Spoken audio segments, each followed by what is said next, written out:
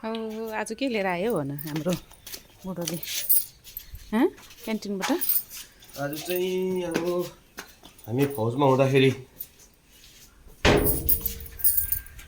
देखाउनु न हामी फौजमा हुँदाखेरि अल्टरनेट पोजिसन चुन्नु भनेर सिकाउँथ्यो गोर्जीहरूले र खै मान्छे प्यानिक भएको हो कि हामी प्यानिक भएको हो तर पनि सोची त राख्नु पर्यो हामी पनि मान्छे नै हो नि अब ग्यास गइगयो भने त ग्यासको साँच्ची नै कमी हुनु पर्यो भने अन्त चाहियो त अन्त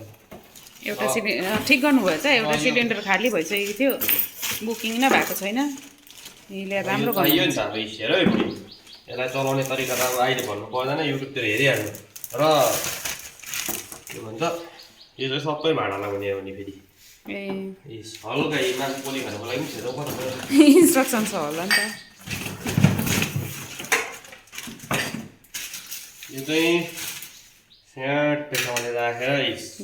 मासु पोली खाने बारबेक्यू बनाऊ राम्रोसँगले बारबेक्यू खै कुन चाहिँ कम्पनीको ल्याउनु भयो फेरि अच्छा समरकुल यो लोकल कम्पनी हो ए